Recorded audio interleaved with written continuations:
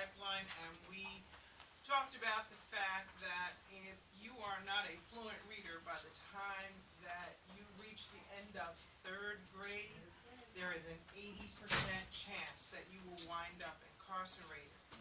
We talked about the fact that children, like the ones that I was responsible for on a daily basis, enter school with approximately a 3,000 word vocabulary, and their counterparts 1.5 miles, 2 miles away enter school with a 30,000 word vocabulary, and that 27,000 word differential very rarely gets closed. So we looked at the fact, we looked at a backwards design to identify our desired results, which obviously is to make them productive members of society.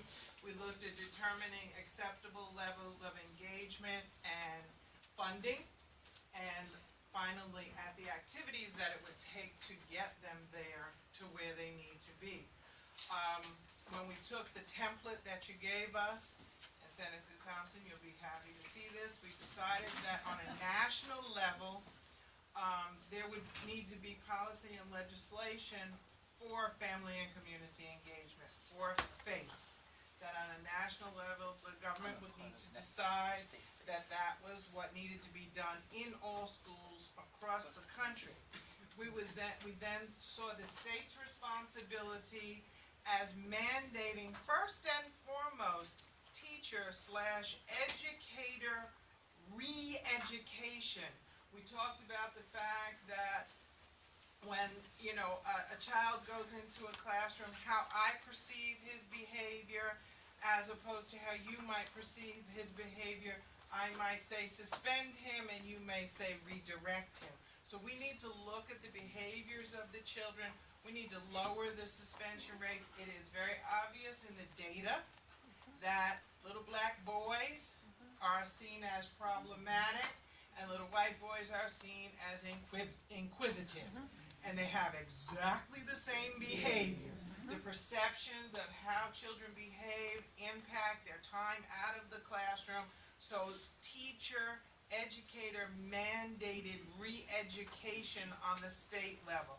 Then we would make the districts responsible for implementation and monitoring of parent engagement.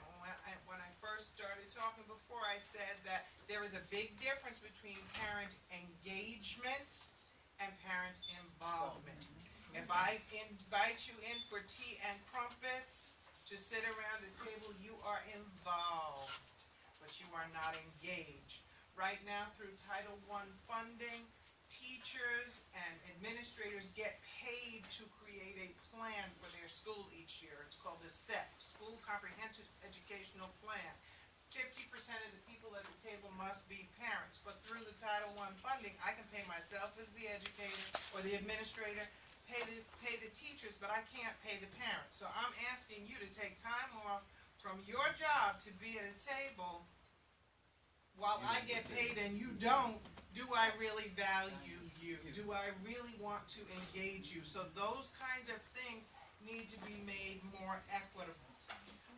We need to eliminate the disparities, and the local organizations need to do the political work for us, need to make the politicians and the masses understand that we need to go from a punitive mindset to a corrective mindset. We need to correct the problem before it exists. If it does find its way into existence, we do not, just like you, need to see young people incarcerated, but rather have their behaviors and their mindsets redirected. Thank you.